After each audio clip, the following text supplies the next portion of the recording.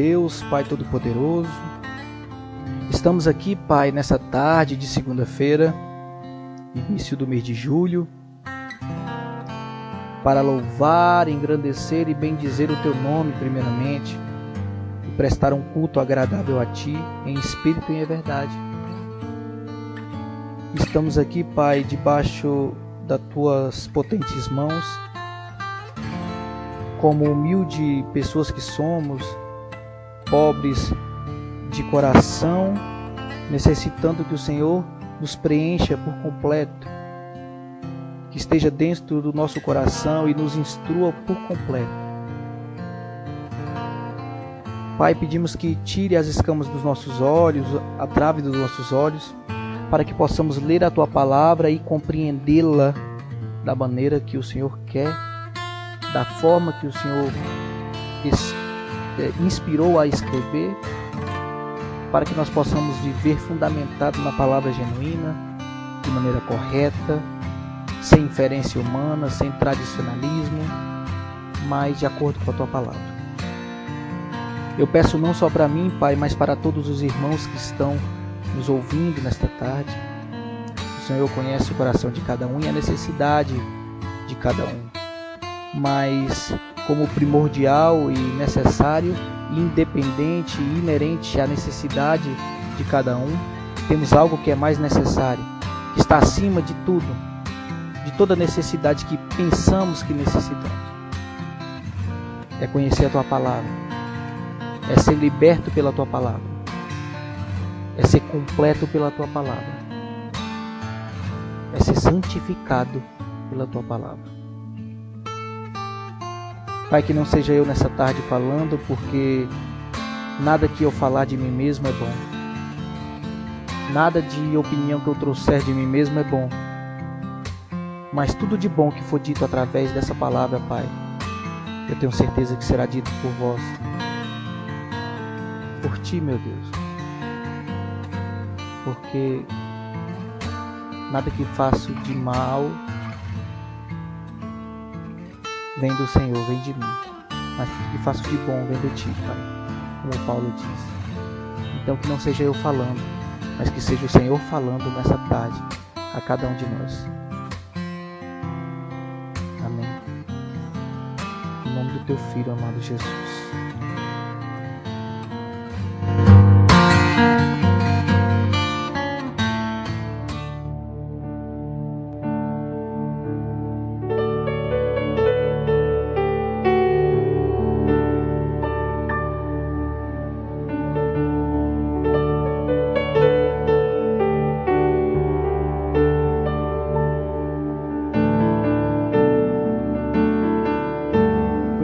Então vamos iniciar o nosso estudo de hoje, né?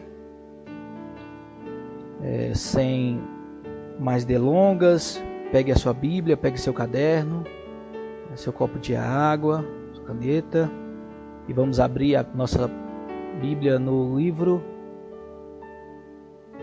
Evangelho de Jesus conforme Mateus, capítulo 5, e vamos tentar finalizar o capítulo 5 hoje. Vamos tentar aqui, mesmo que passe um pouquinho do horário. O pastor Sidney Castro é bastante conivente com isso, ele nos deixa muito à vontade a respeito disso. Amém? Para que nós possamos dar prosseguimento na palavra. Evangelho de Jesus conforme Mateus, capítulo 5, iremos ler do versículo 21 até o 48. Amém, irmãos? 21 ao 48. A versão que eu estarei lendo aqui hoje, novamente, é a ARA. Na semana passada nós optamos por ler na nova tradução da linguagem de hoje, que é a NTLH, para mais facilidade, a respeito do texto. Porém, a partir de hoje voltamos aí para a ARA. Amém, irmãos? Vamos ler a palavra do Senhor? E começa assim. Ouvistes que foi dito aos antigos: não matarás. E quem matar estará sujeito a julgamento. Eu, porém, vos digo que todo aquele que, sem motivo, se irar contra seu irmão, estará sujeito a julgamento. E quem proferir um insulto a seu irmão, estará sujeito a julgamento do tribunal. E quem lhe chamar tolo, estará sujeito ao inferno de fogo. Se, pois, ao trazeres ao altar a tua oferta, ali te lembrares de que teu irmão tem alguma coisa contra ti, deixa perante o altar a tua oferta, vai primeiro reconciliar-te com teu irmão e, então, voltando, faze a tua oferta. Entra em acordo sem demora com teu adversário, enquanto estás com ele a caminho, para que o adversário não te entregue ao juiz, o juiz ao oficial de justiça, e sejas recolhido à prisão. Em verdade te digo que não sairás dali, enquanto não pagares o último centavo. Ouvistes o que foi dito: não adulterarás. Eu, porém, vos digo: qualquer que olhar para uma mulher com intenção impura no coração, já adulterou com ela.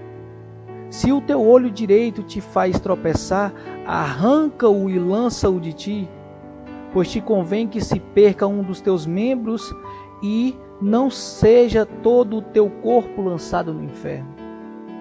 E se a tua mão direita te faz tropeçar, corte-a e lance-a de ti, pois te convém que se perca um dos teus membros e não vá todo o teu corpo ao inferno.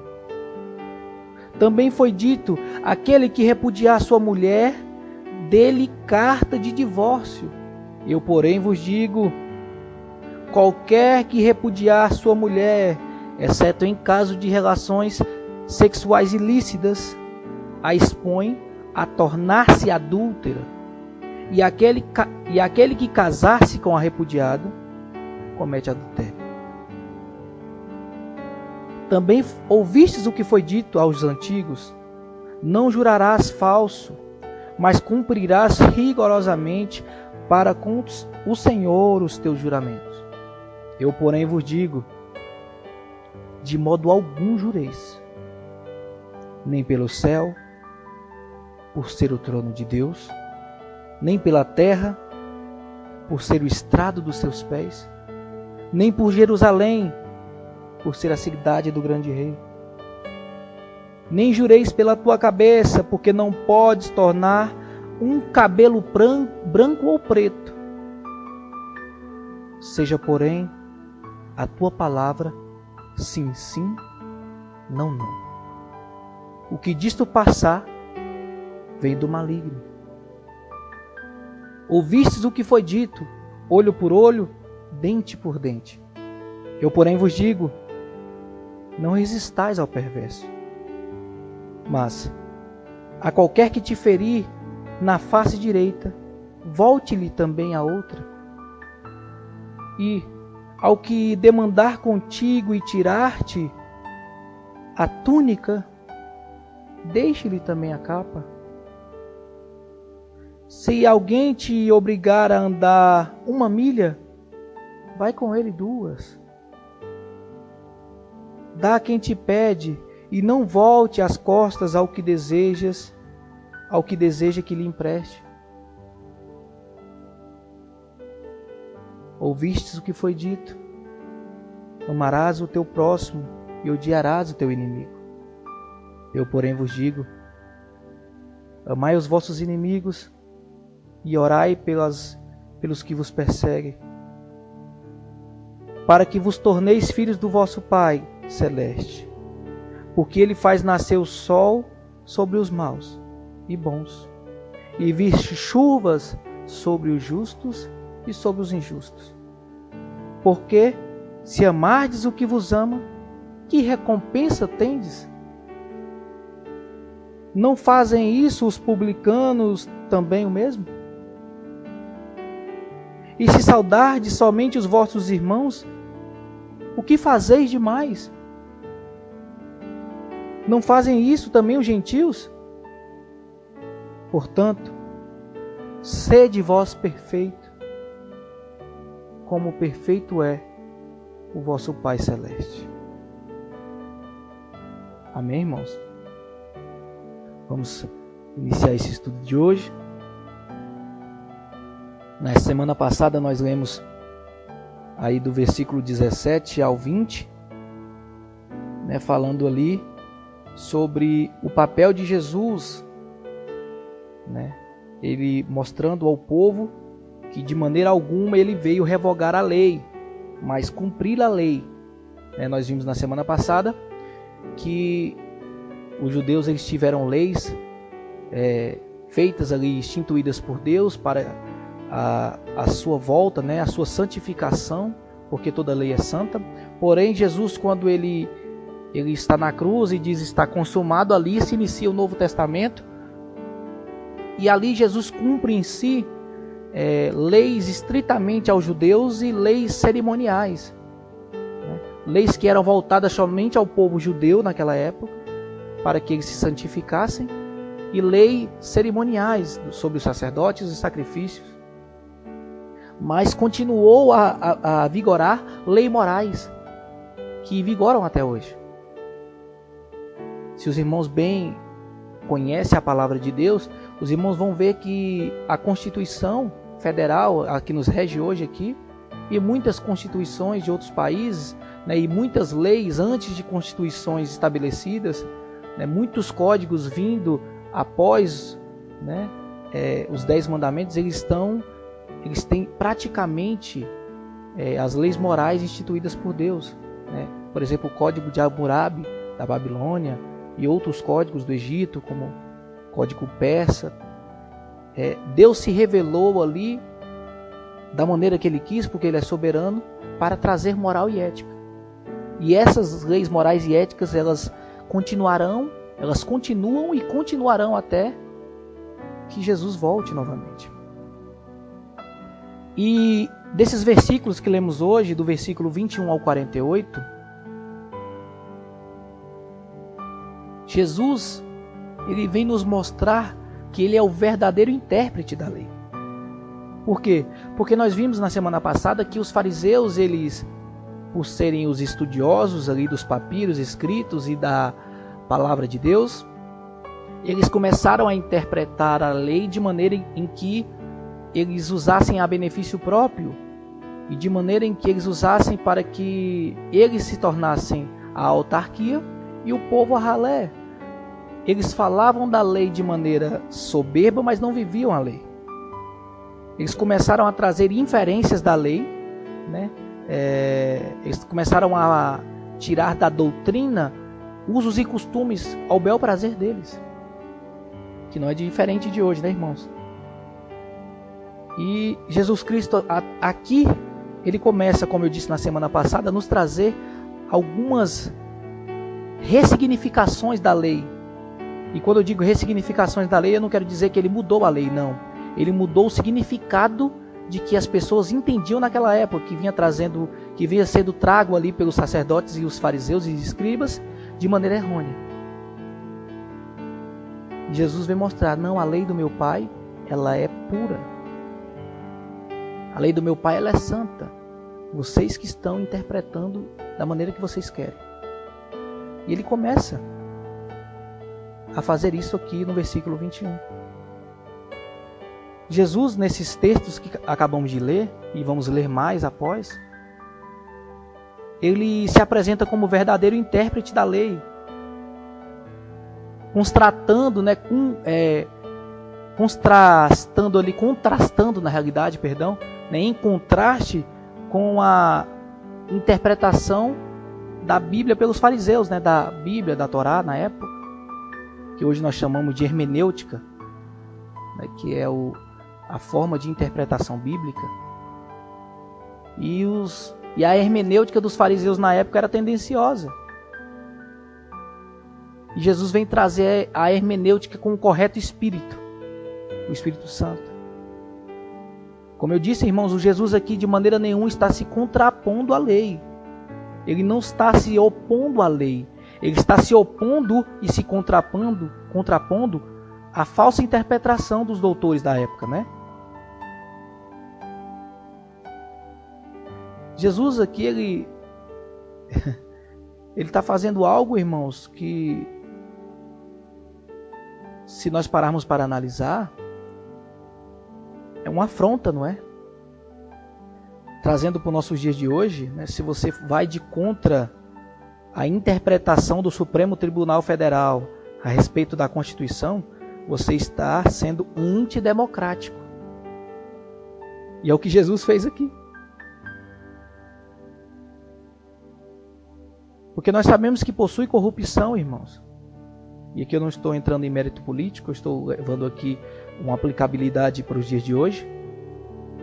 Sabemos que muitas das vezes ministros eles interpretam da maneira que lhes apraz. E não era diferente com os fariseus. E Jesus aqui ele foi falar contra as autoridades da época, uma fala a qual ninguém queria e ninguém deseja fazer. Por isso que quando Jesus ele termina o sermão, irmãos, as multidões elas estavam impressionadas com o que Jesus estava trazendo naquela época. No final do versículo 48 aqui, na realidade nós vamos ver isso até o final do capítulo 7, né? Se assim eu posso dizer, ali entre o versículo 28 e 29, a multidão ela está abismada, ela está chocada, porque tudo que elas tinham aprendido a respeito da lei, em partes, né, na escritura em si, a leitura estava correta, mas a interpretação, ela estava cheia de corrupção. As pessoas estavam entendendo ali que a partir daquele momento, Jesus Cristo ele estava trazendo uma doutrina aos quais os escribas e os fariseus jamais tinham dito. E é algo muito forte. Muitos fariseus na época, com os escritos históricos, é relatado que eles usavam até a frase "assim diz o Senhor" para imitar os profetas, né? Para trazer um espírito de autoridade na palavra, como hoje tem, irmãos, e os irmãos bem sabem disso, não é verdade?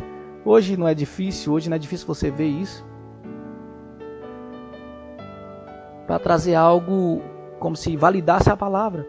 Mas eles viram aqui que a validade da palavra não está na inferência errada, mas no seu sentido literal.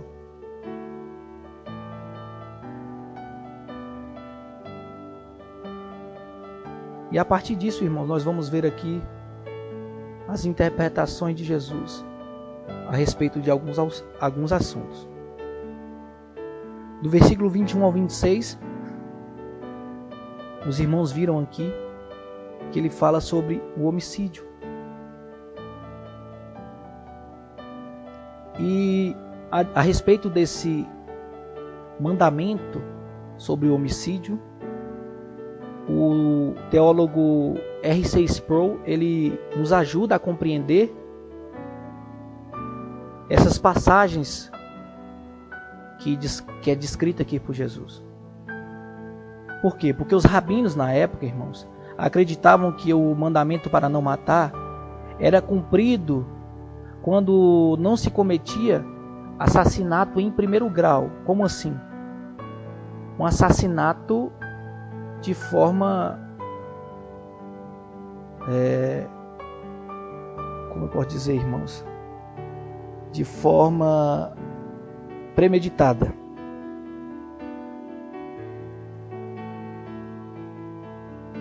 Não sei se os irmãos conseguirão pegar. Porque eles achavam que se a pessoa matasse, a outra daria direito a matá-la, não é verdade? Eles achavam que o matar ali era somente carnal.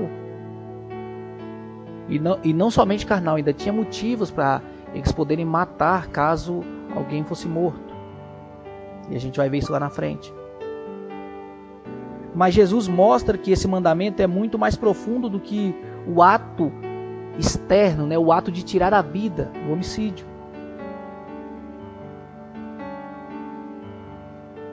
Jesus Cristo ele está aqui nos mostrando e indicando que a lei ela foi dada, né, a Moisés, inspirada ali por Deus, dita por Deus a Moisés de forma elíptica.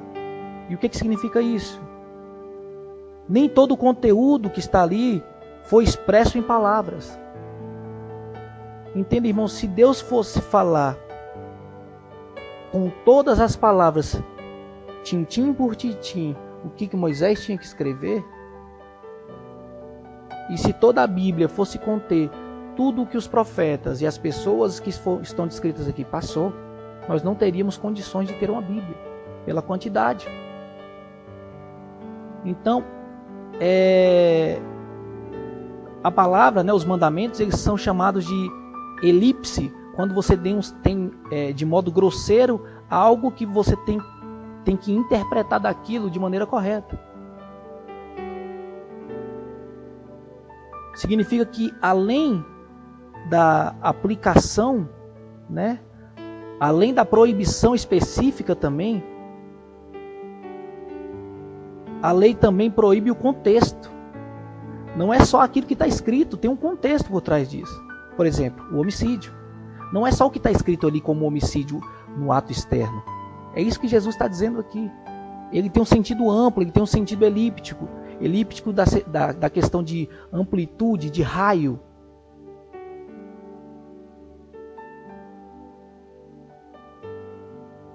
Assim, quando Deus diz que não devemos matar, isso consequentemente significa dizer, irmãos, que não devemos fazer qualquer tipo de coisa que prejudique a vida do outro. Não é só matar a carne.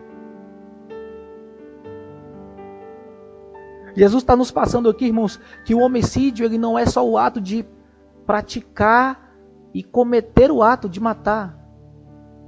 Como hoje nós temos na lei do Código Penal, a tentativa de homicídio é a agressão, a ofensa, o homicídio culposo, o homicídio doloso. Jesus Cristo vai nos dizer que tudo isso é homicídio. Porque o homicídio começa, irmãos, não só quando você mata uma pessoa. Você não é um homicida somente quando mata uma pessoa. Jesus Cristo está nos mostrando aqui que o homicídio ele começa com a raiva e o ódio. E uma raiva e ódio sem motivo. Não é só a raiva e ódio com motivo. É até aquela que é sem motivo também. Jesus Cristo nos mostra que o homicídio ele inclui ofensa, ele inclui calúnia, ele inclui desavença entre pessoas.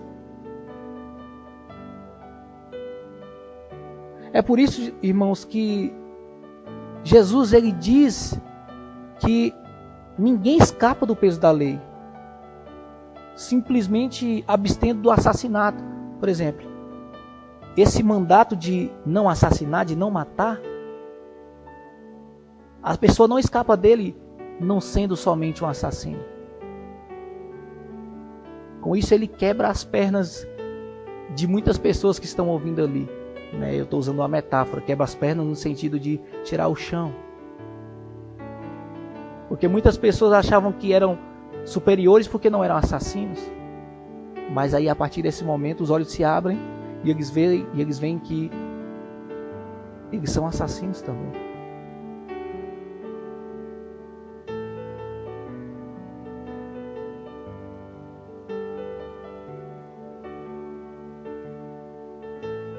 Irmãos, estão entendendo quão é forte isso, irmão?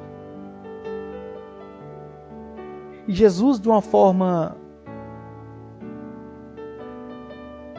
simples e metódica, ele vai nos trazer outro ponto além disso. Mesmo sem afirmar, a lei ordena o contrário daquilo que proíbe, e proíbe o contrário daquilo que ordena. Como assim? Agora eu fiquei curioso. Por exemplo, quando Jesus disse que todas essas coisas são um homicídio, ele está dizendo que além de não devermos jamais matar o próximo por causa da importância da vida humana, também devemos promover a segurança, o bem-estar e a santidade. Isso aqui é dito pelo Dr. Sproul. Como assim? Além de ele ordenar o contrário daquilo que proíbe, ele proíbe o contrário daquilo que ordena. Então, ele ordena que nós não matemos. E não matemos não só no sentido literal, físico, tirar a vida, mas com todas essas atribuições de ofensas, calúnias, ira, ódio. Mas além disso, ele nos ordena a prezar pela vida, ressaltar a vida humana, promover a segurança, o bem-estar e a santidade.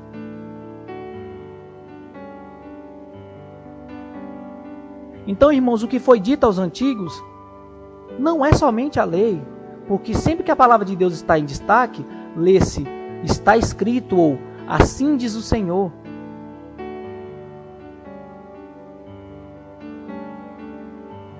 Então, o que foi dito aos antigos aqui, e quando Jesus disse aqui, ouvistes o que foi dito aos antigos, ele não está dizendo que o que foi dito aos antigos, né, a tradição não foi passada corretamente. É isso que ele está dizendo. O que foi dito aos antigos não é a palavra de Deus, porque a lei não é isso que quer dizer.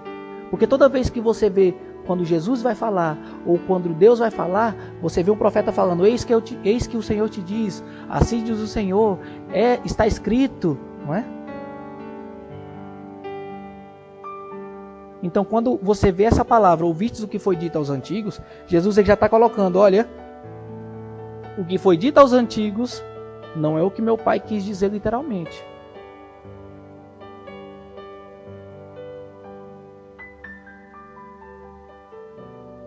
Quando ele diz, ouvistes o que foi dito aos antigos, ele está relatando aqui a interpretação dos rabinos da época, dos fariseus, saduceus, escribas, acerca dos mandamentos. E esse que nós estamos falando aqui, ele é explicitamente o sexto. Esses rabinos, eles reduziam o significado da proibição divina apenas no ato do homicídio em si, e não no seu sentido amplo, no seu sentido elíptico, no seu sentido contextual. Aqui nós vemos aqui um ponto-chave, irmãos, que a palavra ela tem sim que ter contexto. E além disso, irmãos, não só obstante a eles reduzirem esse contexto, eles também sempre davam mais ênfase à penalidade da transgressão, trazendo ali que eles eram os detentores da justiça, como se eles fossem os doutores da verdade. Então, além de eles retirarem o contexto do que Deus disse ali a Moisés e inferirem somente a literalidade do texto, eles ainda enfatizam, eles ainda põem em destaque a penalidade do ato de homicídio, trazendo para si a responsabilidade de julgar como detentores da lei.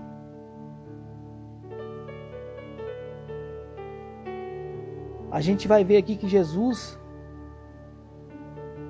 ele amplia a abrangência do pecado do homicídio no versículo 22, destacando que a ira, o insulto e as palavras de desprezo implicam tudo isso na quebra do sexto mandamento. Então não é só o homicídio, o ato físico, mas também tudo isso que Jesus diz. Jesus aqui ele assume a sua superioridade, ele mesmo sendo Deus, em relação aos regulamentos que os fariseus e saduceus interpretaram da lei de Moisés, da lei de Deus dada a Moisés. Ele vai no profundo, irmãos. Ele vai lá no escondido da questão. Ele encontra um sentido real atrás do preceito, não é? Do preceito, e quando eu digo preceito é que era um conceito pré-estabelecido pelos fariseus. E ele vai atrás desse preceito, ressignifica ele e endossa com a palavra dele.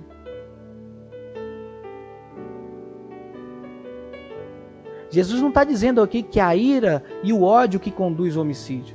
Não. Ele não está dizendo aqui que um insulto produz o homicídio. Não, de forma nenhuma.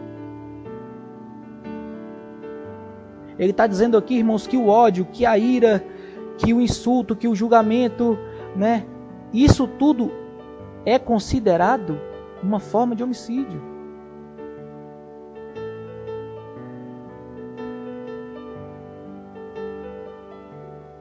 A palavra fúria aqui, irmãos, no grego significa orde, que é algo que se multiplica. Não é uma fúria, não é aquela ira, né? Porque a palavra do Senhor vai dizer que nós podemos irar, mas não pecar, né? E as pessoas vão falar, então está em contradição o texto, né? Mas a ira, nós temos que entender isso também. E esse ponto é muito importante. Por isso que é bom nós estudarmos também a leitura original, né? O Novo Testamento é escrito em grego. E a palavra irar aqui, o grego dela é orde, que tem duas palavras para a ira no idioma grego, que é a ira que se multiplica, é uma ira que não acaba, que é a essa que Jesus está se referindo aqui, e tem uma ira que é a palavra timos, que é uma fúria passageira. É uma fúria, na hora você fica com raiva, mas passa. Então, irmãos, Jesus Cristo está nos mostrando aqui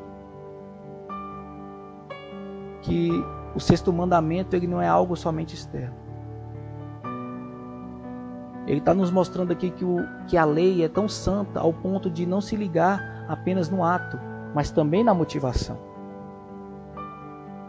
A lei, ela não é apenas ação exterior, mas também motivação interior. Embora, irmãos, hoje não temos como julgar as intenções do coração, mas nós temos que entender que no tribunal de Deus todas as palavras ditas de forma intencionais no coração, elas serão julgadas por Deus. E é isso que Jesus deixa claro. Eu e você não tem capacidade, irmãos, de saber o que o outro está tendendo, qual é a intenção do outro em relação a nós. Mas não se preocupe com isso. Porque Deus está dizendo aqui, Jesus Cristo está dizendo aqui, que Ele é capaz de julgar. E isso tudo será levado ao tribunal de Deus. Daremos conta a Deus não somente dos atos externos, mas também das nossas palavras e intenções.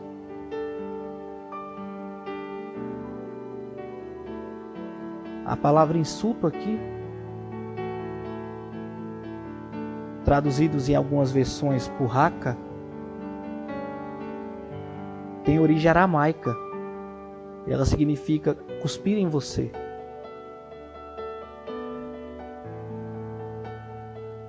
O insulto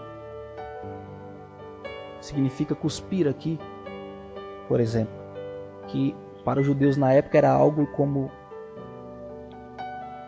imundo, né? Eles faziam o ato de cuspir, os irmãos vão bem se lembrar disso lá, na crucificação de Jesus, como algo imundo, como se fosse algo que rebaixasse a pessoa no nível máximo.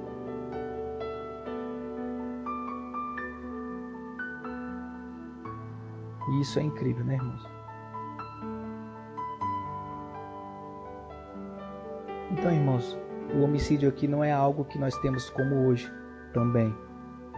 Porque até hoje nós vemos o homicídio como o ato literal.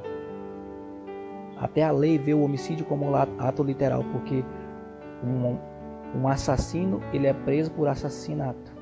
E uma tentativa de homicídio, o homem que cometeu esse crime, ele é preso por tentativa e não por homicídio.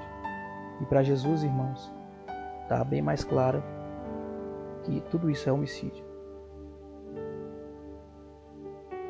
Quando Jesus cita aqui o termo inferno de fogo, advém de uma cultura ao sul de Jerusalém, nos dias de Jesus, chamada Vale de Rinom, que era uma ravina, né, onde se atirava o lixo da cidade, onde o fogo era lançado para queimar aquele lixo e não se apagava. Nesse mesmo local, era o local que os cananeus, antes de o povo israelita vir do Egito e conquistar as terras, era onde os cananeus queimavam seus filhos em adoração e sacrifício a Moloque, lá em 1 Reis.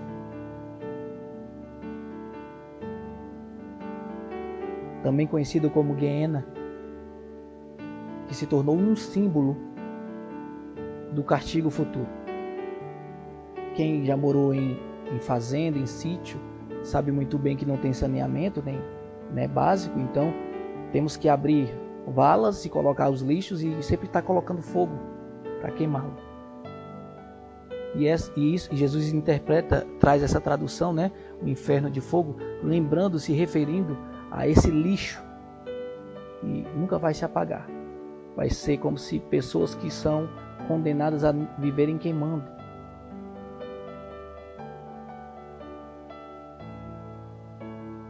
Então Jesus aqui traz para nós, irmãos, o sentido completo da interpretação da lei, tanto ela religiosa quanto ela comercial.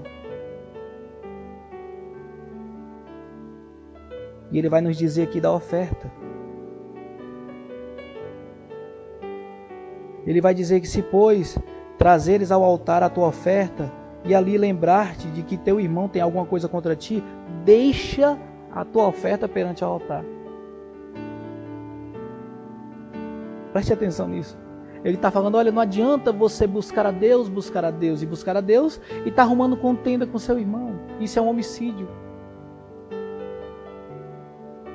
É aquilo que Samuel disse a Saul, lá em 1 Samuel.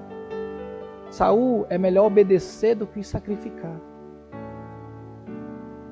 Não adianta nada você estar sacrificando um animal, que na época era esse era o ato, né? Jesus viveu na lei até a sua morte. Jesus era um judeu, então o Novo Testamento só inicia depois da morte dele.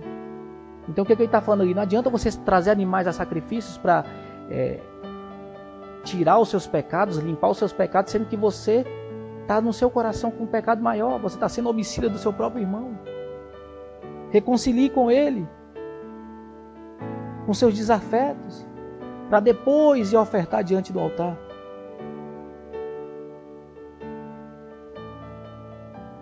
Charles Haddon Spurgeon, né? Ele vai dizer que Jesus Cristo está dizendo simplesmente que primeiro é a paz entre os homens para que o sacrifício seja aceito por Deus. Deus não quer algo dividido, irmãos. Como eu disse sobre os mandamentos de puro de coração, Ele não quer um coração dividido entre a ira, entre o pecado do homicídio contra o seu próprio irmão, entre você derrubar o seu irmão. E quando eu falo irmão aqui, eu não quero dizer que é só as pessoas da igreja, eu quero dizer todos. Aqui ele vai dizer dos inimigos e dos amigos.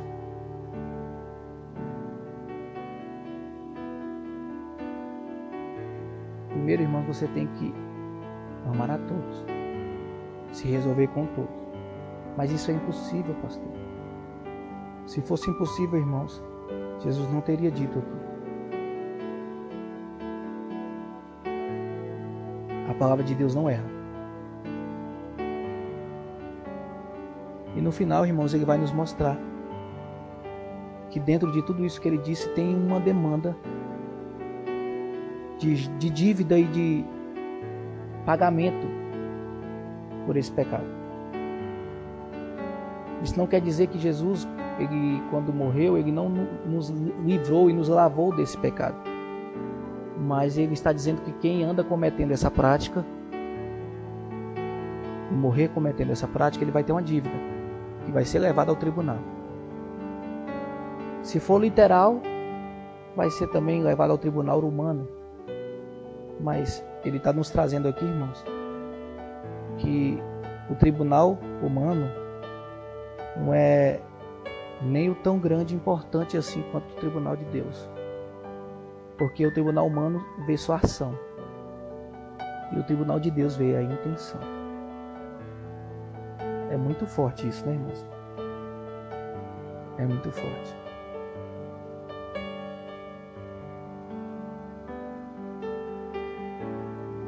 Um teólogo chamado Wisber, ele vai dizer que quando uma pessoa recusa perdoar o seu irmão, ela está destruindo a ponte que ela está em cima dela. a ponte sobre a qual ela precisa andar. A ponte sobre a qual seria necessário para que ela chegasse a Jesus. Então, toda vez que você deixa de perdoar seu irmão, você abre uma vala entre você e Jesus. Forte, né, irmãos?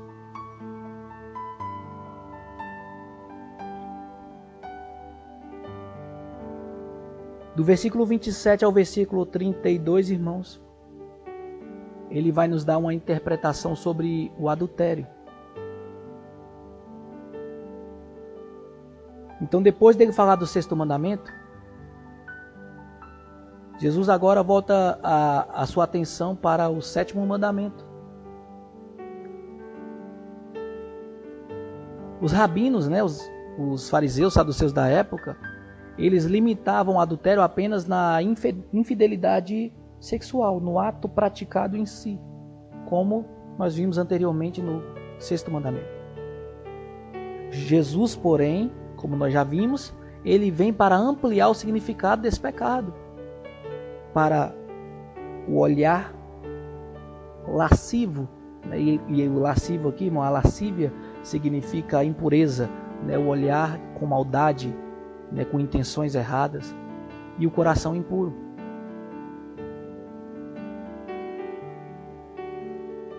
E você pode até falar para mim, mas pastor, não seria possível os fariseus interpretarem dessa forma, porque o ser humano não consegue ver a intenção do coração. Certo? Eu entendo o que você está falando.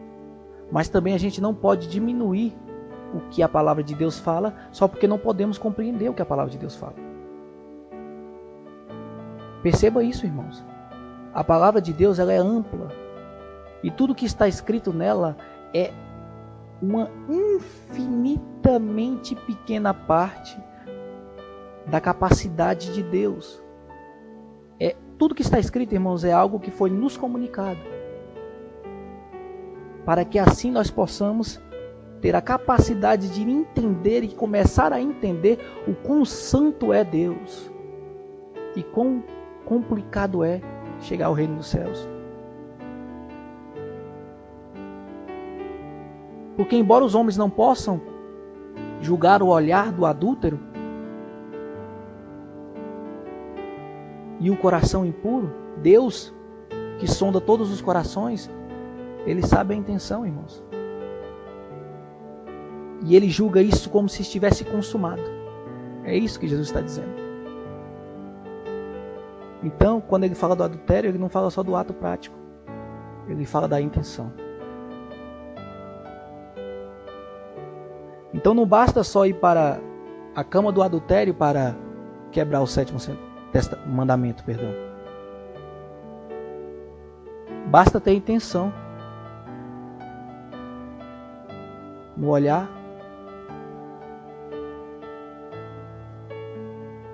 no coração, a intenção ilícita, impura, lasciva que você já cometeu um pecado.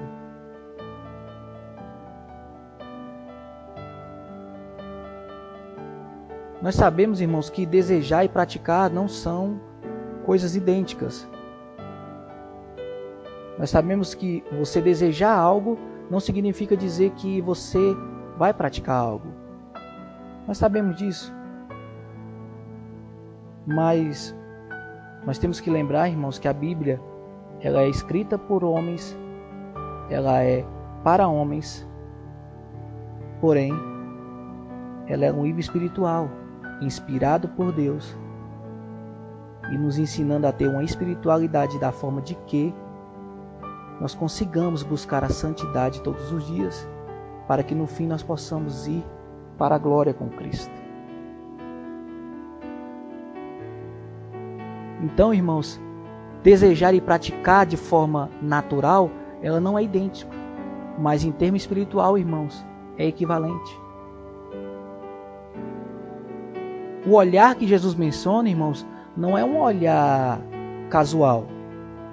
E isso aqui Jesus deixa claro, quando ele fala de olhar de forma lasciva. intenção impura, não é um olhar normal. Não quer dizer que você não vai poder olhar para ninguém. O que Jesus está dizendo aqui, irmãos, é que Deus conhece a intenção do seu coração e ponto.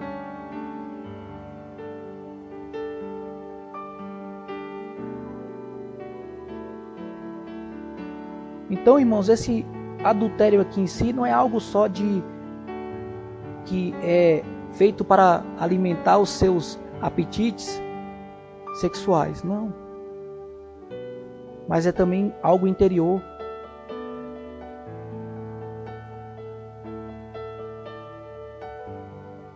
Algo não somente planejado, mas desejado.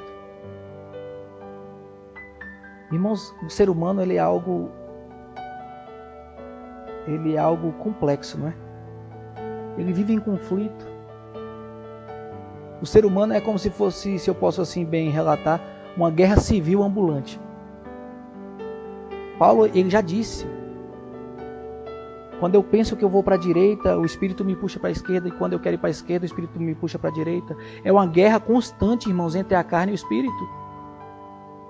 O velho homem sempre está querendo sobressair sobre o novo homem, o homem renovado, o homem nascido de novo. O velho homem sempre está querendo passar por cima dos preceitos de Deus para arrastar você o pecado.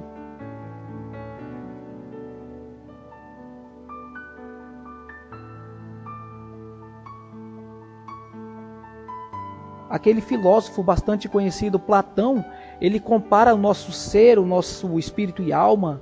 Quem gosta de fazer divisões entre alma e espírito, ou quem entende que é uma só coisa, não vou entrar nesse mérito agora, ele compara que a nossa alma é como se fosse um carro guiado por 2 cavalos, um cavalo dócil e outro louco. E é isso mesmo, irmão. Nós somos pessoas renovadas, nascidas de novo por intermédio do arrependimento, do chorar pelo arrependimento, de aceitar a Cristo, de dar frutos do Espírito Santo, porém a gente ainda é pecador. Então é uma briga constante, irmãos.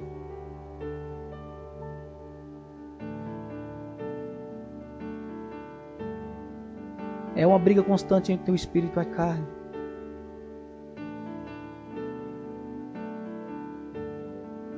E Jesus aqui, irmãos, ele vai ser bem radical. Jesus aqui ele vai ser bem enfático em como lidar com o pecado da impureza. Jesus aqui, irmãos, ele adota um tratamento. É radical, a palavra é essa. Estava pensando em alguma palavra mais ainda do que radical, mas é um tratamento radical. É claro, irmãos, o que Jesus está dizendo aqui, nós temos que ter a maturidade de entender que ele não está defendendo aqui a amputação física, tá? Porque muitas pessoas veem o texto só com a literalidade, e esse é o problema. De olho, de mão. Mas ele está falando aqui da amputação moral, de uma cirurgia espiritual. Não é? Porque se a gente for ler de forma literal, nós vamos falar também que Jesus prega o canibalismo. Aquele que comer do meu corpo e beber do meu sangue.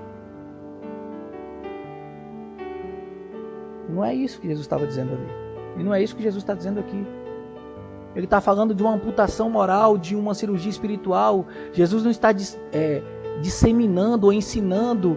Jesus não está ordenando que a gente se mutile, não. Mas que a gente controle ao ponto de não se render ao pecado. Que a gente alimente o nosso espírito ao ponto dele ser mais forte do que o desejo da carne. A gente não pode abrir uma concessão ao pecado, irmãos. Você não pode dar brecha. Porque se der brecha, irmãos, acabou. E eu digo isso, irmãos, com experiência própria.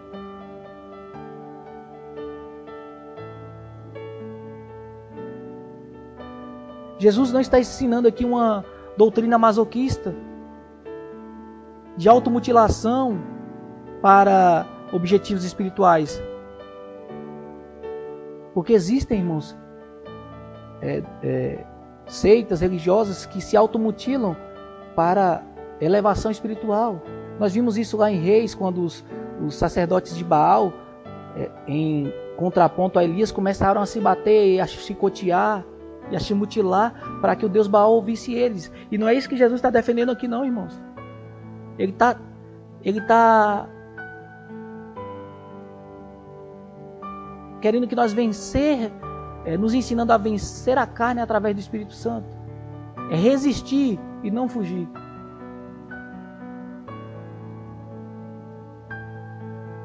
É isso que ele está dizendo. Ele está falando, olha, se você é tentado nessa área, não olhe.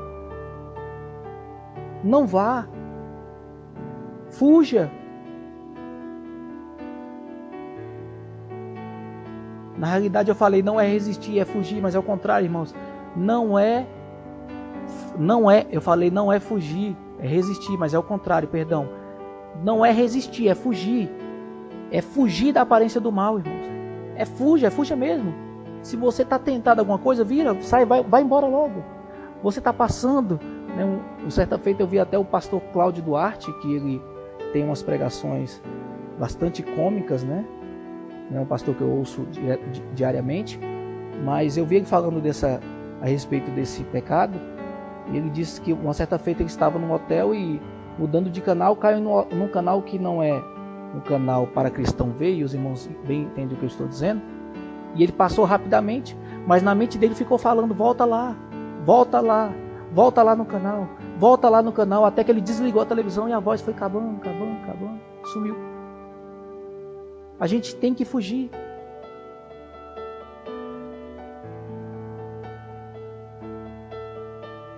Então, irmãos, aquilo que te faz tropeçar,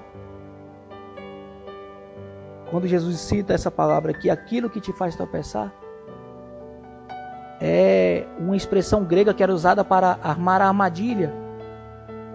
Uma armadilha que era feita para animal da época, como se fosse um alçapão. Então toda armadilha, irmãos, nós temos que pressupor que ela tem uma isca e uma tampa. Que quando você morde a isca, aquela tampa fecha e você fica preso. E Jesus Cristo está dizendo que essas armadilhas são os nossos olhos, os nossos pensamentos, os nossos membros. É uma forma irônica de Jesus dizer que o olho, que supostamente é para prevenir a queda, porque é de onde vem a visão, ele pode se tornar a nossa pedra de tropeço. Como diz lá em grego, skandalon, né, que é o escândalo que diz hoje, que é o causador de tropeço. Profundo, né?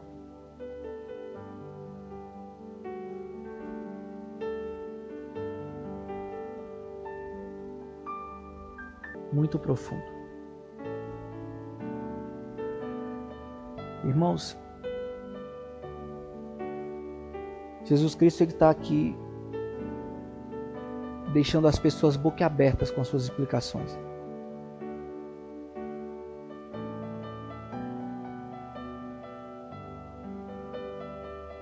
Jesus está trazendo um conceito que eles nunca ouviram falar. E isso está sendo trago a nós também.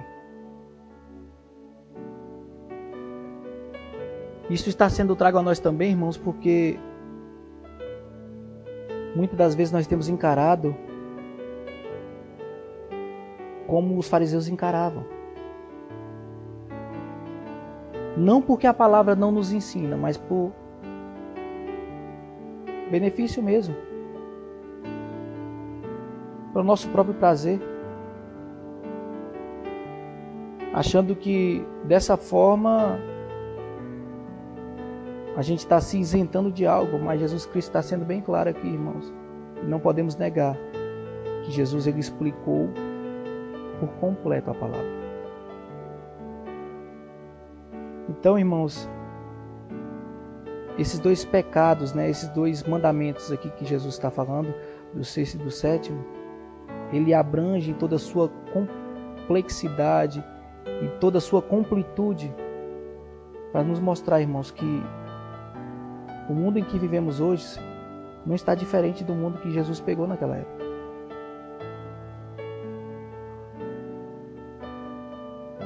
Se eu posso dizer, irmãos, está pior. Está pior porque, ao menos naquela época, as pessoas tinham medo de pelo menos cometer o ato, por conta da pena, da punição. E hoje, irmãos, as pessoas não estão nem aí. Não estão nem aí mais em matar, em se adulterar. Hoje nós vemos homicídios bárbaros, coisas que são de extrema... Eu falo loucura, irmãos, porque eu não consigo, né? Eu vejo muito jornal e leio muito jornal e notícia, não é? Não de forma alienada, claro, porque não é televisão que traz uma informação completa, né, irmãos? A gente não pode viver alienado por esses meios de comunicação, mas tem muitas coisas que tem como a gente buscar.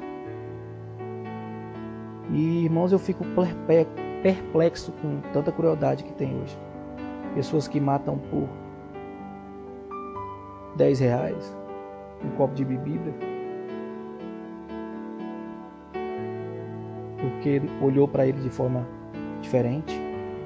Mãe, se a gente pode chamar assim de mãe, que mata um filho porque não queria ter.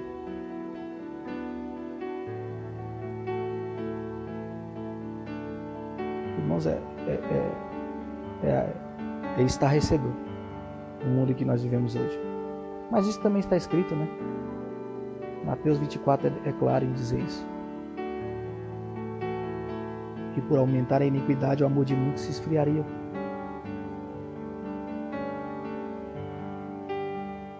Essa semana eu vi e me impressiona muito, irmãos. Um caso, sempre quando se trata de criança, é algo que me choca muito. É um ponto fraco meu. Uma mãe que teve um filho dentro de um ônibus dentro do banheiro de um ônibus e o lançou pela janela. E essa criança ficou por mais de meia hora no frio desse mês de julho no chão, no meio do asfalto. E pela graça de Deus, ela não morreu e foi levada ao hospital. E eu penso, irmãos, que crueldade. Ela não matou aquela criança. Eu não sei o que passava no coração dela e não sou o julgador disso. Mas que mundo que nós vivemos, irmãos. Conheci também uma pessoa que, por não querer o filho, ela praticou um ato terrível com essa criança. Conheci pessoalmente, eu e minha família. Ao ponto de, para se livrar da prova, cozinhar dentro de uma panela de pressão.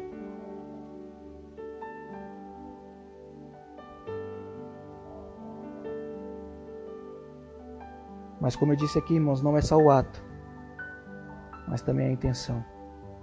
Tem muitas pessoas que matam as outras hoje pela língua, pelo ódio, pelo insulto, pelo rancor.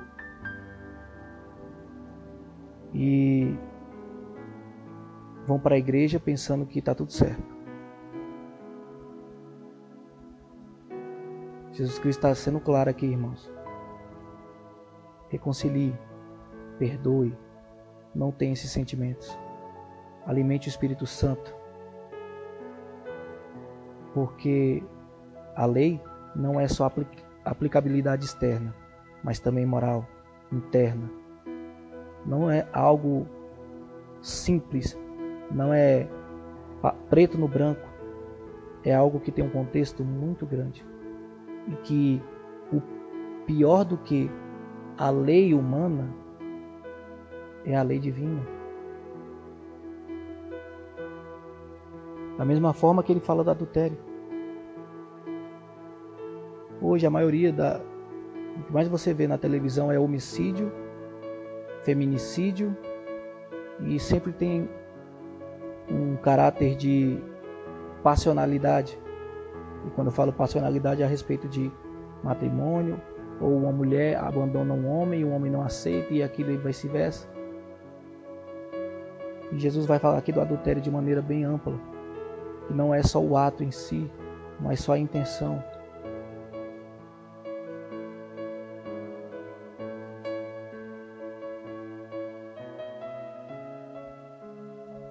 Irmãos, perceba o quanto é sério o que nós estamos falando aqui hoje.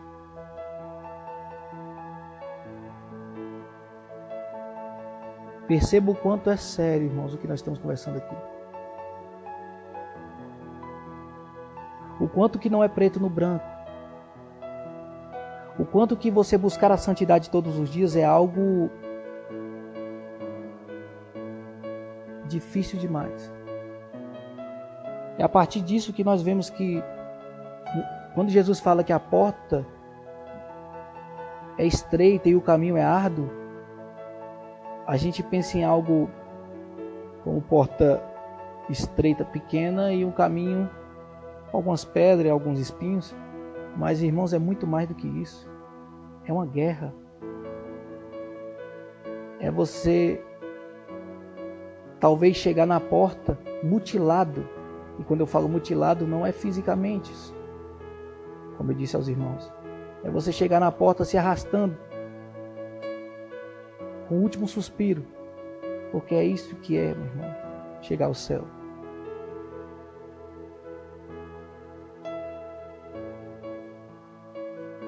Não é brincadeira, irmãos.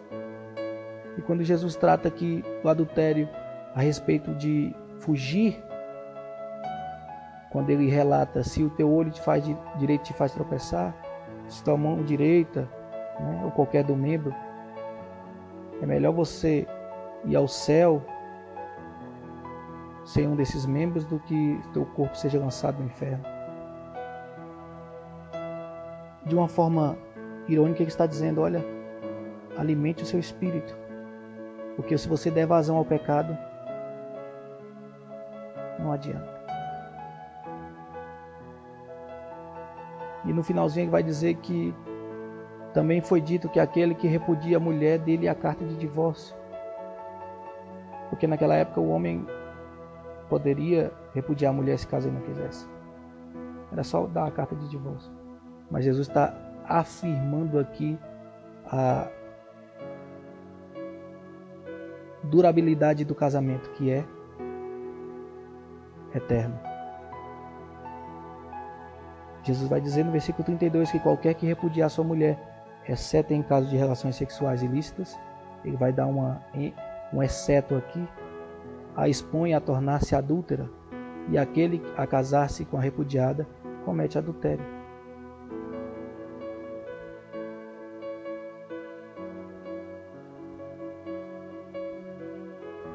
E aqui eu não vou conseguir terminar, irmãos, porque eu não quero falar correndo os outros temas. Eu vou deixar o versículo 33 até o 48 para a semana que vem. Mas aqui eu quero terminar dizendo sobre isso, sobre a separação, que hoje é algo muito comum. Muitas pessoas se separam por muito pouco e pensam que casamento é somente algo, sei lá, irmãos, para complemento. Eu não sei o que as pessoas têm a pensar sobre casamento. Eu, graças a Deus, em vista de muitas pessoas, eu tenho pouco tempo, mas eu tenho fazer 13 anos de casado com a minha esposa, graças a Deus. E sou grato a Deus por ela em minha vida. E o que Jesus está dizendo aqui, irmãos, que o casamento ele é uma ligação de forma eterna. No caso, até que a morte, né? Eterna, que eu digo aqui, o que finda é a morte. Porque nós sabemos que no céu ninguém se casará e nem se dará em casamento. E ele diz um exceto aqui, exceto em caso de relações sexuais ilícitas. E ele está falando do adultério. Mas racionalize comigo aqui. O que Jesus disse acima aqui sobre o adultério? É isso que eu queria explicar para os irmãos.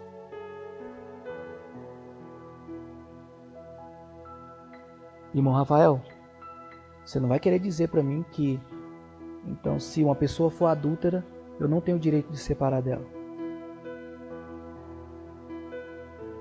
Irmãos, é isso que eu estou querendo dizer.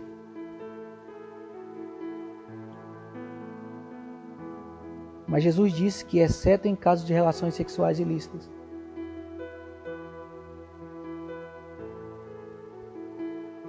Aqui ele não está falando do adultério, de a pessoa olhar ou ser impura de coração. Ele está falando do ato de cometer a relação.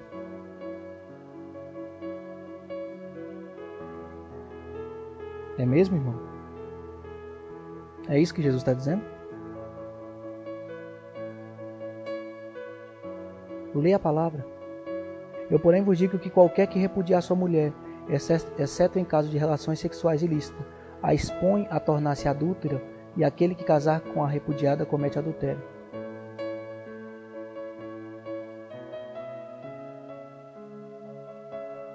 Irmãos, o casamento ele é até a morte.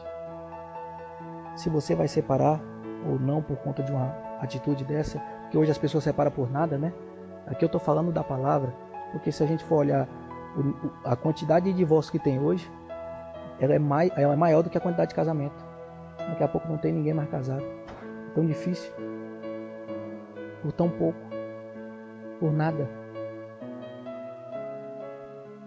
E quando Jesus deixa esse exceto aqui, como se fosse uma brecha na lei, uma brecha no que ele está dizendo, ele também está dizendo algo que tem uma interpretação contextual. Sabe por que eu estou dizendo isso a vocês, irmão? Nós não chegamos lá ainda, mas eu quero te levar àquela palavra ao qual a mulher pega no ato de adultério. Ela foi pega em ato de adultério e foi levada a Jesus.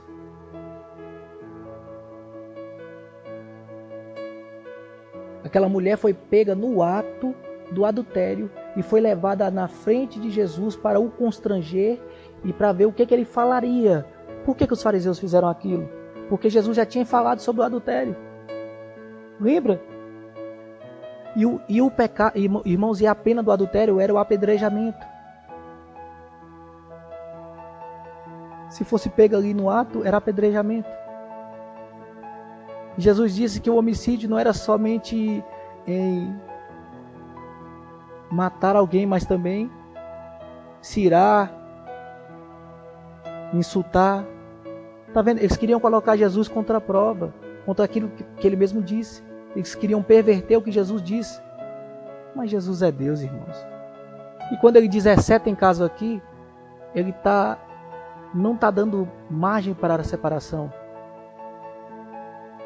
É outra coisa que tem um contexto. Porque quando aquela mulher foi pega no ato e levada a Jesus, Jesus se agachou e começou a escrever na areia. E as pessoas começaram a falar, essa mulher foi pega em adultério. E agora? O que a gente tem que fazer com ela? Já que você é o intérprete da lei. Como se fosse isso que os fariseus disseram. Porque os fariseus sabiam o que a lei dizia. E Jesus começa a escrever na areia e nada ele fala. E as pessoas começam a indagar. E ele está escrevendo. Certa feita eu vi uma pregação falando sobre isso. E essa pregação, o pastor inferiu, claro, né? A gente não tem como falar o que Jesus estava escrevendo na areia. Mas o pastor inferiu que, de alguma forma, Jesus constrangeu aquelas pessoas porque aquelas pessoas começaram a se retirar quando ele disse: aquele que não tem pecado, atire a primeira pedra. Não é? E esse pastor ele inferiu algo que eu achei bem interessante, que seria interessante de pensar dessa forma. E quando Jesus abaixa e começa a se escrever, ele começa a escrever o pecado de cada um que estava ali na frente dele. Você é mentiroso, você é hipócrita, colocando assim, hipócrita, mentiroso, falso, adúltero, né, ladrão.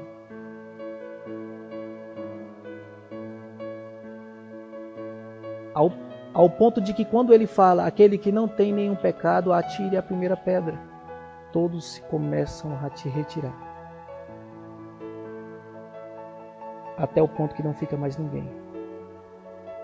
Jesus vira para a mulher e fala, mulher, onde estão seus acusadores? E ela fala, não tem mais nenhum, meu Senhor. E ele, se eles não te acusaram, eu também não acuso a você. Vá. Mas ele dá uma condição, irmãos. E não peques mais.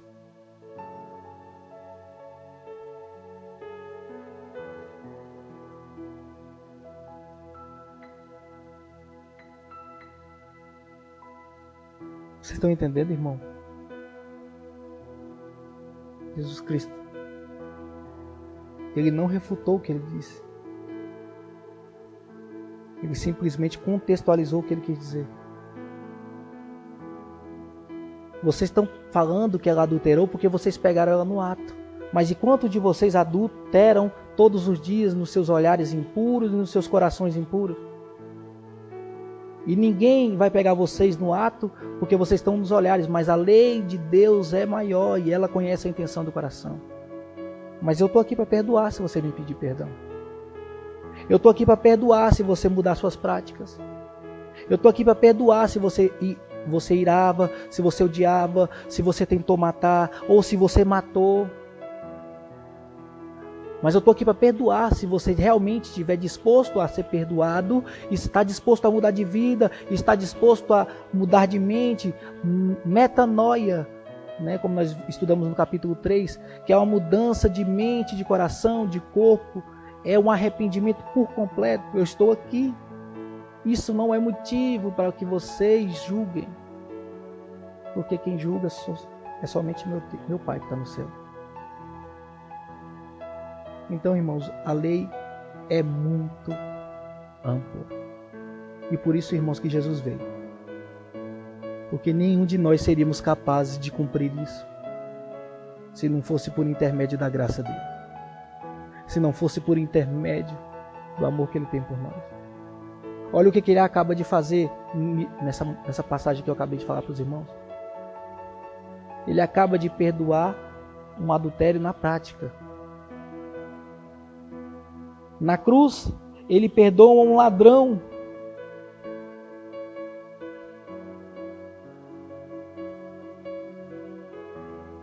Na casa de Zaqueu, ele perdoa outro ladrão que extorquia as pessoas. Então, irmãos, o que Jesus está dizendo aqui? Que existe uma lei moral a ser seguida. Existe sim uma lei moral e nós temos que viver debaixo dessa lei moral. Temos sim, mas nós somos pecadores e vamos cair. Porque essa lei moral, ela não é só na aplicabilidade exterior, mas na interior também. E nós pecamos nas palavras, nas intenções, nos pensamentos, nas atitudes. Nós somos pecadores. E por isso, irmãos, jamais seríamos capazes de cumprir lei alguma. E por isso que vivemos debaixo da graça. É isso que ele está dizendo aqui. É que aquele que está disposto a ouvir a palavra e ser transformado pelo Espírito Santo de Deus, ele o perdoará. E a partir daquele momento, irmãos, que você começa a viver de verdade no Espírito Santo de Deus, dando frutos do arrependimento e frutos do Espírito, é muito mais difícil você cair nessas armadilhas. Não estou dizendo que você não irá, mas é muito mais difícil. É só alimentar o Espírito, buscar a Deus, buscar a face de Cristo, buscar a tua palavra. Amém? Quanto de nós, né, irmãos? Pensávamos bitolados igual os fariseus e pensamos ainda igual os fariseus. E Jesus aqui nos traz um significado tão amplo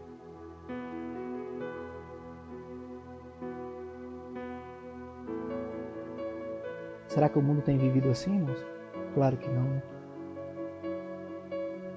Mas a gente tem que lembrar o que Paulo diz em Romanos 12:2: e não vos conformeis com esse mundo, mas transformei-vos pela renovação das vossas mentes, para que vocês possam experimentar o quão boa, agradável, doce e suave é a vontade do Senhor.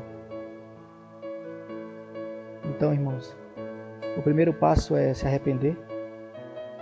O segundo passo é dar frutos do arrependimento. O terceiro passo é crer em Cristo. Que a partir disso, irmãos, através da palavra, Ele vai te transformar todos os dias. E você vai se santificar todos os dias. Amém, irmãos? Amém? Eu vou fazer como fiz na semana passada. Eu vou fazer a oração. E logo após, eu leio os comentários do chat. Amém? Para a gente finalizar o nosso estudo. Infelizmente, não vou conseguir terminar, né, porque eu não vou atropelar. Tem muitas coisas para a gente ver sobre os outros temas. Amor ao próximo, vingança e juramento. E eu creio que é mais interessante nós fazermos de forma coerente, sem atropelar, mas entendendo do que fazer correndo e deixar passar algo despercebido. Amém, irmãos? Nós temos tempo, o tempo que Deus nos der para ter. E tudo acontece da forma que Deus quer. Amém? Então vamos orar e logo após eu leio os comentários do chat.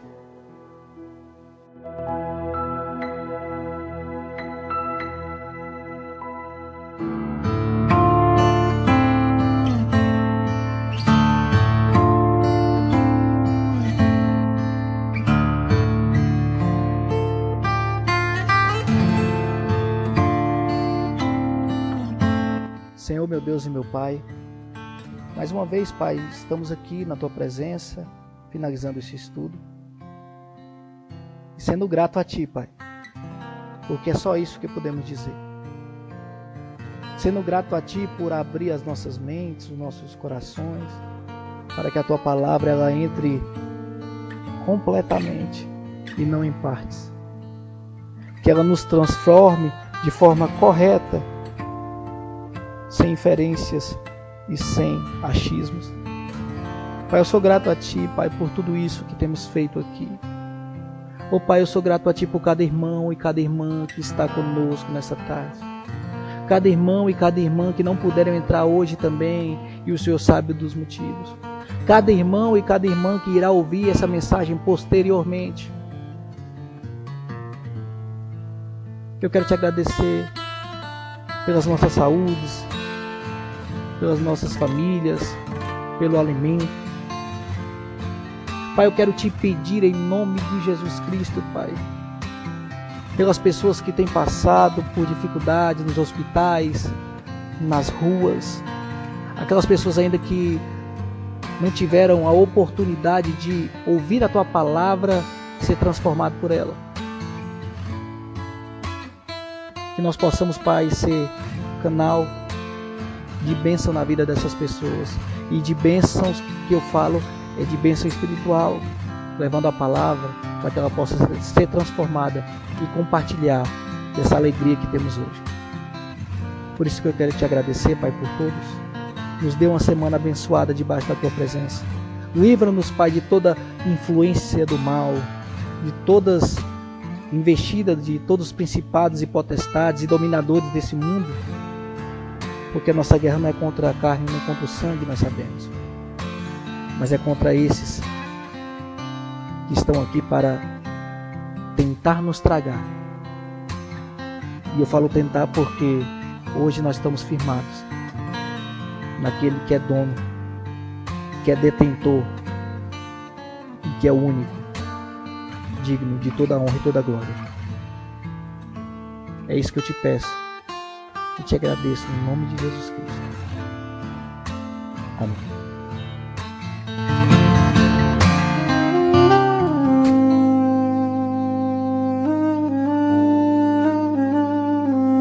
Pois bem, irmãos, então estamos de volta, né? Quero agradecer a cada um dos irmãos pelo estudo, né, por estar participando conosco até agora.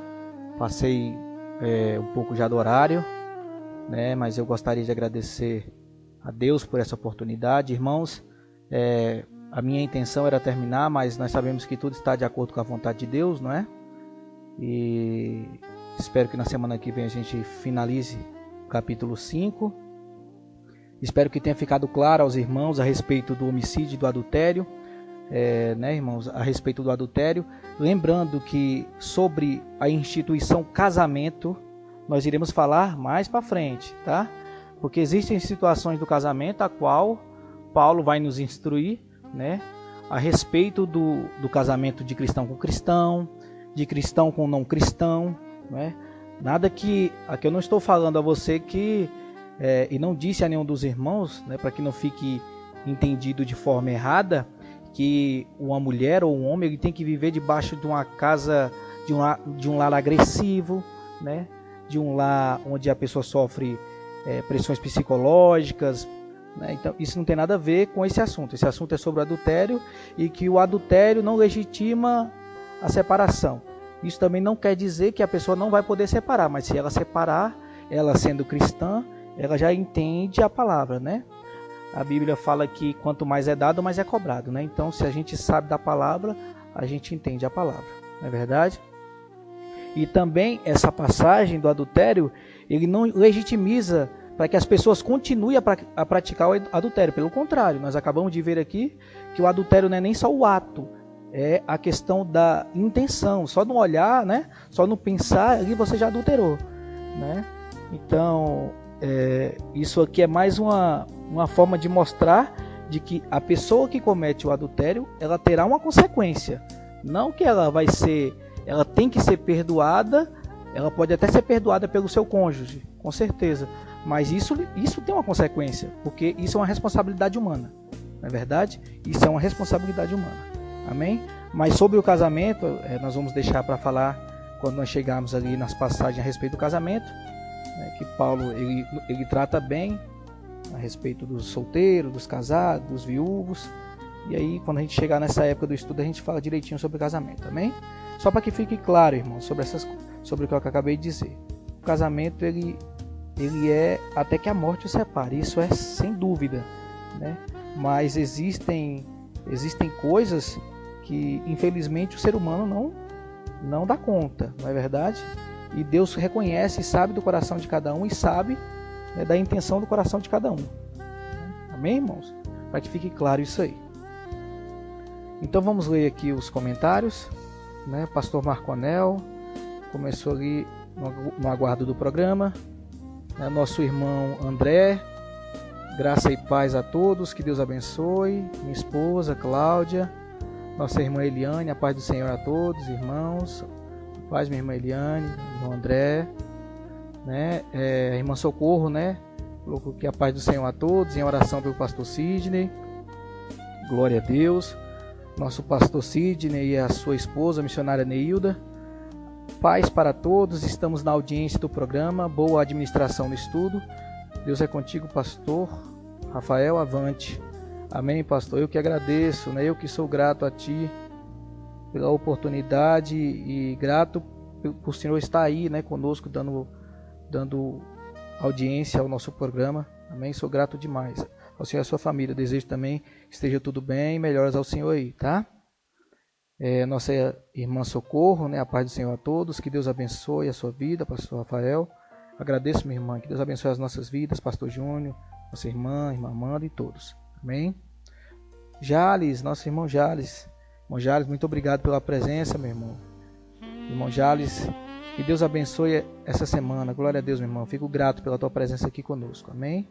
Irmã Cláudia, irmã Gildete, que é minha mãe, paz do Senhor. Nossa irmã Rívia Bispo, boa tarde, com alegria para todos os irmãos. E a paz a todos os irmãos. Amém, minha irmã. Glória a Deus. Boa tarde, paz do Senhor. Obrigado pela audiência também. Glória a Deus. E aqui tem os comentários das irmãs, da irmã Rívia, né? Louvado seja Deus por esta palavra. Irmã Gildete, tu és perfeito. Irmã Rívia é muito forte. Irmã Gildete colocou, se não fosse pela tua misericórdia. A irmã Cleide também aqui colocou verdade. O pastor Marconel colocou: é verdade, somos tentados a todo momento e temos que estar atentos para não cair. Que Deus tenha misericórdia de nós. É verdade, né, pastor? É por isso que a palavra fala, né? Aquele que julga estar de pé, cuidado para não cair, né? Ou aquele que pensa estar de pé. E quando a palavra diz pensa, é porque ninguém tem certeza de nada a não ser o próprio Deus, né? Só Ele que é onisciente. Então temos que vigiar. Por isso que a palavra fala: vigiai e orai. O vigiai vem antes da oração, né? A gente tem que estar alerta, né, irmãos? É isso que Deus fala. Por isso o homem tem responsabilidade. Precisamos vigiar em tempo e fora de tempo. Exatamente, irmão. Nós temos a nossa responsabilidade. É isto, responsabilidade humana. Pastor Marconel acabou de citar. Irmã Judete diz que o Espírito Santo desenvolve em nós o caráter de Cristo e aprendemos a amar como Ele amou. É justamente isso. A busca pela santificação todos os dias através da palavra, né, a meditação na palavra, a busca pela palavra, se você alimentar mais o seu espírito, com certeza você vai conseguir amar a cada dia mais como Ele amou. Não é verdade? Só assim, uma verdadeira guerra, matar a nossa vontade e o nosso eu diariamente. É justamente isso. O coração do homem é enganoso, com certeza. Jeremias já tinha dito isso, né? As emoções nos aprisionam e nos levam a agir de maneira que desagradamos a Deus. É verdade. Inclusive, sábado passado eu estava falando sobre isso, né? A Bíblia é um livro espiritual e racional ao mesmo tempo, né? Paulo diz que tem que ter equilíbrio, mas em nenhum momento a gente vê a emoção entrando nesse equilíbrio, né? É espiritual e racional. Equilíbrio espiritual e racional. Então nós temos que ter muito cuidado com as emoções. A emoção nos leva à perdição, caminha para a perdição. Verdade. Essas emoções são um problema. Quando a palavra nos liberta, não podemos olhar para trás. A palavra diz que o que importa não é início, nem meio, nem fim. Nem meio, mais o fim. Verdade, irmã Juliette. Verdade, né? Como a parábola dos talentos, né? Se eu não me engano, da moeda na realidade, né? Um trabalhador na vinha, que Deus escolhe um no início do dia, outro na metade do dia e outro no fim do dia. E ambos recebem o mesmo valor. O que é importante é chegar ao céu. Olhemos para o alvo, o céu de glória, para irmos para lá, nossas vestes que têm que estar alvas, verdade. Deus nos vê por dentro, muito edificante para os nossos dias. Amém, amém. Amém, meus irmãos. Grato a Deus pela oportunidade do estudo, né? Já passei muito do horário, mas eu tenho que ser grato a Deus por cada um dos irmãos. Espero que Deus abençoe a cada um e nos dê uma semana abençoada debaixo das mãos potentes do Senhor. E por último agora colocarei um hino do Matos Nascimento, que a minha esposa, né, fez esse pedido para mim colocar, e é um hino muito lindo. E eu deixo os irmãos então hoje com esse hino do Matos Nascimento: quando Jesus estendeu a sua mão. Essa é a nossa vida, né? Graças a Deus Ele estendeu a sua mão para nós. Amém, irmãos? Que Deus abençoe a cada um dos irmãos. Um forte abraço e até a próxima segunda-feira, se assim Deus permitir. Não perca os programas do restante da semana. Deus nos abençoe.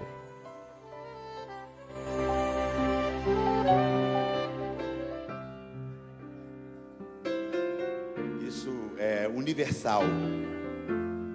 Esse hino, ele já tocou em todo o mundo e ainda toca hoje. E vai tocar agora em você.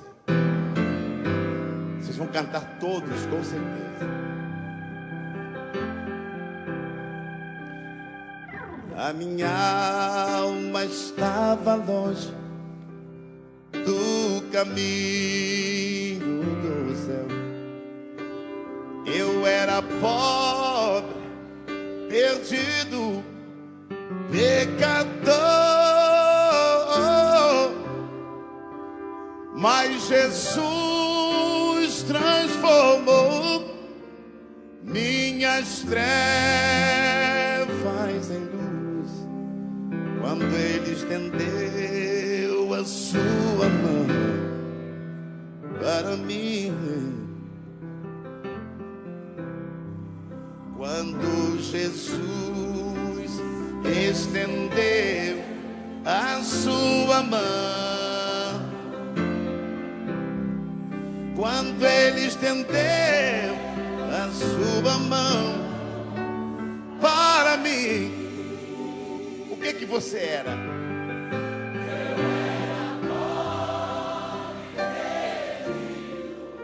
Sem Deus, sem Jesus, quando Ele estendeu a sua mão para mim.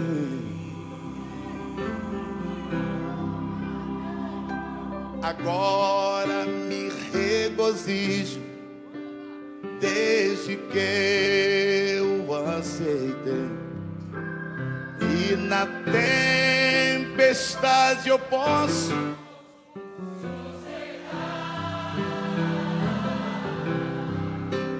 pois com Ele estou liberto do perigo e do mal, desde que estendeu a sua mão para mim.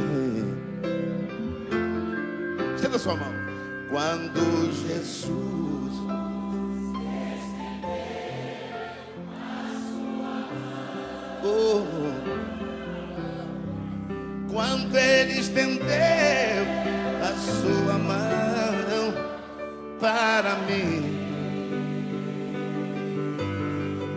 eu era pobre, perdido, sem Deus, sem Jesus, quando Ele estendeu a sua mão para mim. Eu era pobre, perdido, não, sem Deus, sem Jesus, quando Ele estendeu a sua mão para mim. Oh, banana. Obrigado, Jesus.